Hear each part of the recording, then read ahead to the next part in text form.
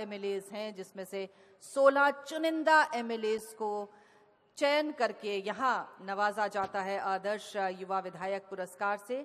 और एक बार जोरदार तालियां बजा दीजिए रूप ज्योति कुर्मी जी की स्पिरिट के लिए। बहुत बहुत शुक्रिया। और अब ऐसी ही स्पिरिटेड आवाजें कुछ और जिनमें ऐसा ही जोश, उमंग, उत्साह है, हमारे स्टूडेंट लीडर्स जो कि इस समय मंच पर हमारे साथ विराजमान हैं। हम आवाज देंगे अक्षत गांधी जो कि गुजरात से आते हैं और इंजीनियरिंग के स्टूडेंट हैं यहाँ। उन्हें हम आमंत्रित करते हैं वो आए और आज के विषय पर अपने विचार रखें। नमस्कार हिंदुस्तान, नमस्कार महाराष्ट्र, नमस्कार पुणे। आज या ठिकाणी मला खूपच अभिमान वाटतोय की ज्या मातीत मी उभा आहे ती माती भारतरत्न बाबासाहेब आंबेडकर, समाज सुधारक महात्मा फुले यांसारख्या थोर देशभक्तांची कर्मभूमी आहेत। दोस्तों, जिस देश में लोगों को ही अपने आप को पिछड़ा सिद्ध करने की होड़ लगी हो, मैं आपसे पूछना चाहता हूं मित्रों, क्या वो देश आगे बढ़ सकता है? नहीं। जहन में ये सवाल बार बार आता है कि जो देश 300 साल बाद आजादी की सांस ले पाया, आज 70 साल के बाद भी इस देश की दशा इस कगार पर खड़ी है कि उसका हर समुदाय आरक्षण की आवश्यकता महसूस कर रहा है।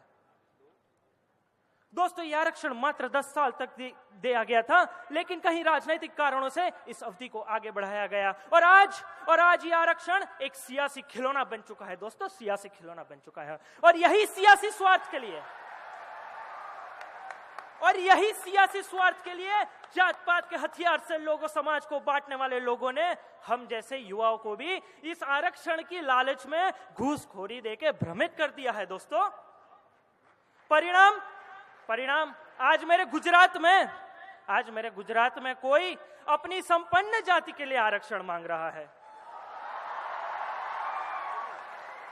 याद दिला दूं दोस्तों, भगत सिंह सिर्फ 23 साल में देश के लिए शहीद हो गए थे। वो एक जट सिख थे। अखंड भारत के निर्माता सरदार वल्लभ भाई खुद पटेल थे। यदि वे आरक्षण मांगने निकल गए होते तो आज भी ये देश अंग्रेजों का मुहताज होता। दोस्तों, जिस देश का संविधान धर्मनिरपेक्ष होने का दावा करता है, उस देश में बढ़ता हुआ जातिगत आरक्षण उसके समाज की संविधान की वैधता पर प्रश्न उठाता है।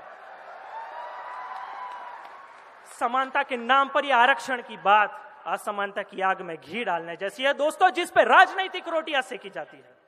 अगर इस आरक्षण की व्यवस्था को जड़ मूड़ से मिटाना है तो समाज के सभी वर्गों को पढ़ने का और रोजगार करने का समान अवसर प्रदान करना होगा।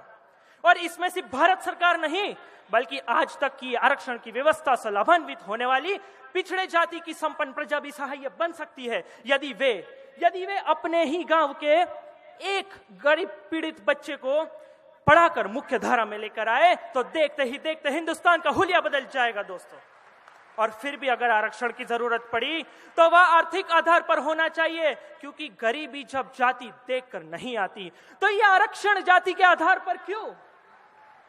दोस्तों, ऊंची डाली को छूने के लिए हमें ऊपर उठना चाहिए, ना कि उस डाली को ही झुका देना चाहिए। ठीक उसी तरह कमजोर को योग्य बनाकर उसे कार्य सौंपना चाहिए, ना कि उसे आरक्षण देकर कार्य को ही झुका देना चाहिए। जय हिंद। बहुत बहुत शुक्रिया। अक्षत गांधी ने अपनी बात रखी रिजर्वेशन के खिलाफ। बहुत बहुत स्वागत है आपका। यहाँ पर अभिनंदन करेंगे जोरदार तालियों के साथ अक्षत गांधी। तो युवा छात्र नेताओं की ये बेबाक राय भारतीय छात्र संसद के इस मंच पर आप सुन पाते हैं। और अगली वक्ता स्टूडेंट लीडर संबोधि रविंद्र